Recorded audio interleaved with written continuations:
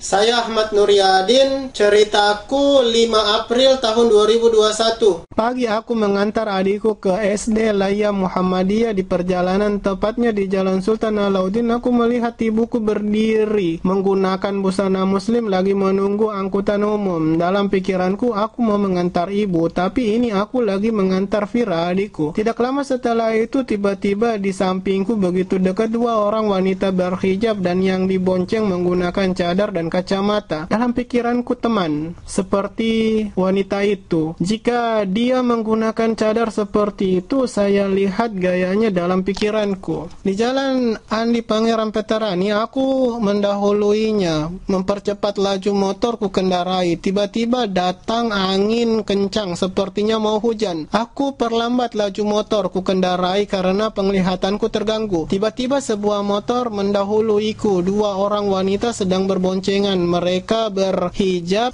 tapi anehnya yang dibonceng itu menghadap ke belakang dan memperlihatkan betisnya putih bersih dan mulus. Tiba-tiba di pikiranku mengatakan, jangan dilihat itu, dapat buat hafalanmu hilang. Aku pikir sekarang hafalan Al-Quranku juga sudah hilang dari dulu. Kemudian aku berpikir supaya jauh dari penglihatnya terdapat 2 kemungkinan. Apakah aku perlambat laju motorku kendarai dan membuatnya jauh, atau aku mempercepat laju motorku kendarai lalu mendahuluinya. Aku perlambat laju motorku kendarai karena mau hujan. Akhirnya aku menepi, biarkan adik aku gunakan mantel dan lanjut perjalanan saat hujan. Sampai di sekolah pulangnya aku gunakan jas hujan lewat dekat Masjid Al-Markas Al-Islami. Wanita bercadar itu yang tadi di sampingku begitu dekat, terus terbayang seakan bahwa pendampingku hidupku, istriku, menggunakan cadar sepertinya. Lanjut perjalanan sampai di Jalan Talasalapang, aku melihat lagi wanita bercadar berboncengan dan 1 orang di motor yang di parkiran itu duduk laksana foto model. Tidak jauh dari itu aku melihat lagi wanita bercadar. Satu bawa kendaraan sendiri mirip dengan wanita bercadar tadi yang dibonceng menggunakan kacamata. Perasaanku sepertinya rohku lagi disaring, dimensi kehidupan aku berpindah. Perasaanku seperti mereka mengantarkan roh untukku mengendalikan raga ini, atau mereka mau menjemput rohku dan menggantinya dengan roh yang baru. Soalnya aku pernah membacanya dan pernah belajar akan hal itu. Mereka menyebutnya hijrah, berpindah menurut ajaran agama Islam, atau menyebutnya beralih dimensi menurut ilmu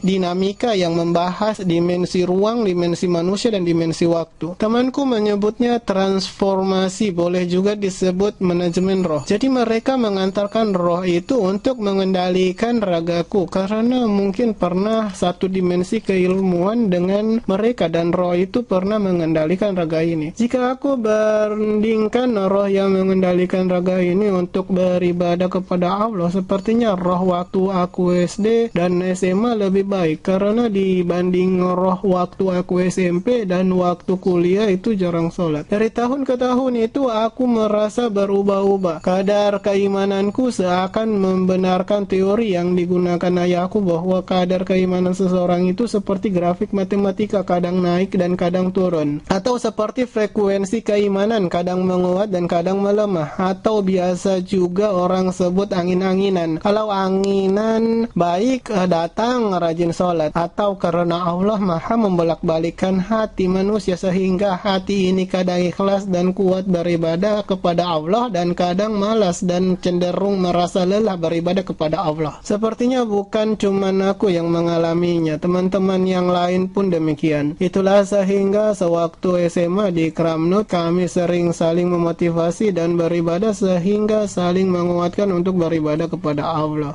Demikianlah video saya kali ini. Jika kalian sudah nonton, boleh subscribe, like, and share. Terima kasih. Sampai jumpa di video-video saya berikutnya.